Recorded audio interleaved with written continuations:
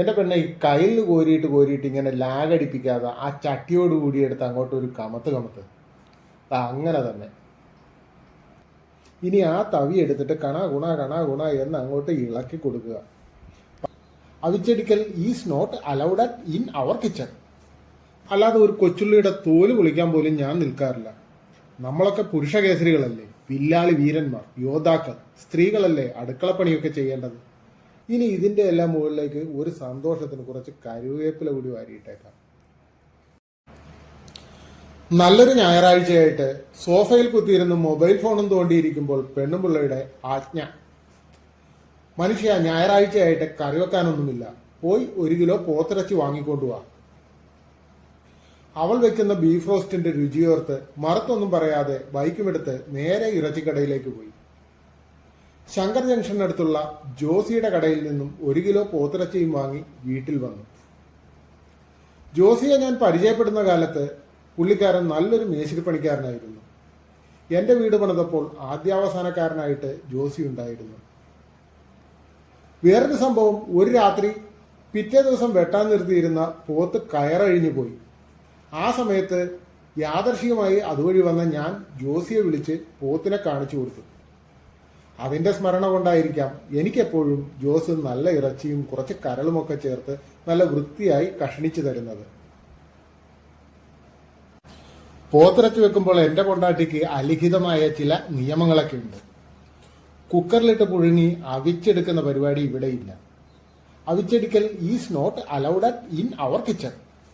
നല്ല മൺചട്ടിയിൽ തുറന്നു വെച്ച് ഇവിടെ ബീഫ് കറി വെക്കാറുള്ളൂ.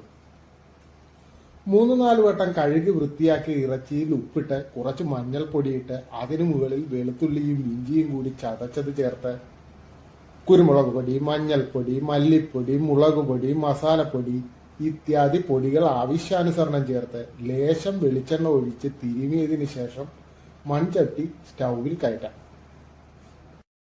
മസാലപ്പൊടിയുടെ കാര്യത്തിലും എന്റെ ഭാര്യയ്ക്ക് കുറച്ച് നിർബന്ധ ബുദ്ധിയൊക്കെ ഉണ്ട്. കടച്ചാതി കവർ മസാലപ്പൊടികൾ ഒന്നും ബീഫ് വയ്ക്കുമ്പോൾ ഉപയോഗിക്കാറില്ല.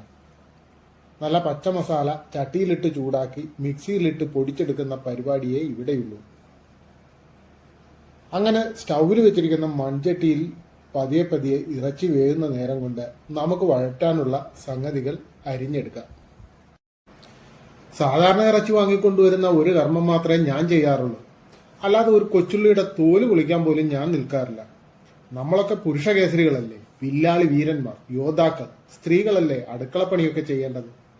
എന്റെ പൊന്നോ, ഞാനൊരു ഓളത്തിന് തമാശയ്ക്ക് പറഞ്ഞതാണ്. ഇനി ഇതിന്റെ പേരിൽ സ്ത്രീപക്ഷപാതികൾ എന്റെ നേരെ യുദ്ധത്തിന് വരല്ലേ.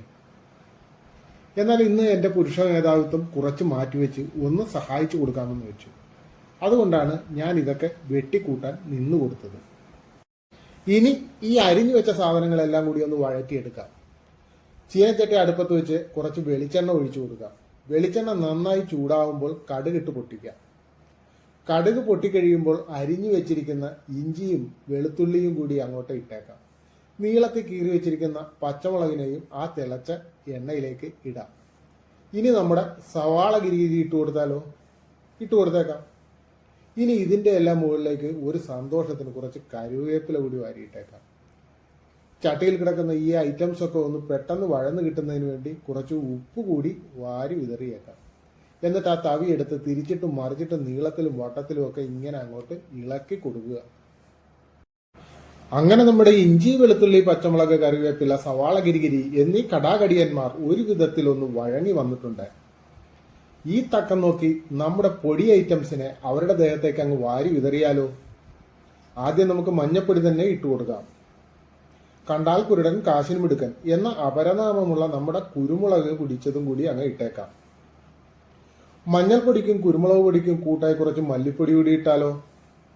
അത് കഴിഞ്ഞ് പൊടിച്ചു വെച്ച മസാലപ്പൊടി കൂടി ഇട്ടേക്കാം. ഇനിയുള്ളത് നമ്മുടെ റെഡ് ചില്ലി പൊടിയാണ്, അവനെയും കൂടി അങ്ങ് തട്ടിയേക്കാം. ഇനി ആ തവി എടുത്തിട്ട് കണ ഗുണ എന്ന് അങ്ങോട്ട് ഇളക്കി കൊടുക്കുക. പല നിറത്തിലും പല രുചിയിലും പല ഗുണത്തിലുമുള്ള കുറച്ച് സാധനങ്ങൾ ഒരു ചട്ടിയിലിട്ട് ഇളക്കി മറിച്ചപ്പോൾ കിട്ടിയ സാധനത്തിന് ഒരു രുചി ഒരു നിറം. താത്വികമായി പറഞ്ഞാൽ ഇതായിരിക്കുമല്ലേ ഈ നാനാത്വത്തിൽ ഏകത്വം എന്നൊക്കെ പറയുന്നത്. അങ്ങനെ നമ്മുടെ ഗ്രേവിയൊക്കെ റെഡിയായി. ഇനി ബീഫ് വെന്തോ എന്നൊന്ന് നോക്കാം. അത് കൊള്ളാം. ഗ്രേവി റെഡിയായപ്പോഴേക്കും ബീഫും വെന്ത് പാകമായിട്ടുണ്ട്. ഇനി നമുക്ക് ഈ ബീഫ് നമ്മുടെ ഗ്രേവിയിലേക്കൊന്ന് മിക്സ് ചെയ്യാം.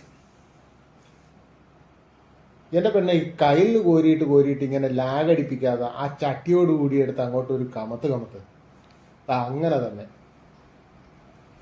ഇനി ഇതെല്ലാം കൂടി ഒന്ന് ഇളക്കി മിക്സ് ചെയ്ത് മൂടി വെക്കാം. ഇപ്പോഴൊന്ന് നോക്കിയേ, സംഭവം കളറായിട്ടുണ്ട് കേട്ടോ. ഇനി നല്ല ചൂട് ബീഫ് റോസ്റ്റും കൂട്ടി ചോറ് ഒരു പിടി പിടിച്ചാലോ. ജസ്റ്റ് ഒരു ടച്ചിന് വേണ്ടി വെള്ളക്കിട്ട മാങ്ങ അച്ചാറും കൂടിയായാലോ. അങ്ങനെ ഇന്ന് എൻ്റെ ഭാര്യ ഉണ്ടാക്കിയ ബീഫ് റോസ്റ്റ് അല്ല, ബീഫ് റോസ്റ്റ്, എൻ്റെ സാറേ അടിപൊളി.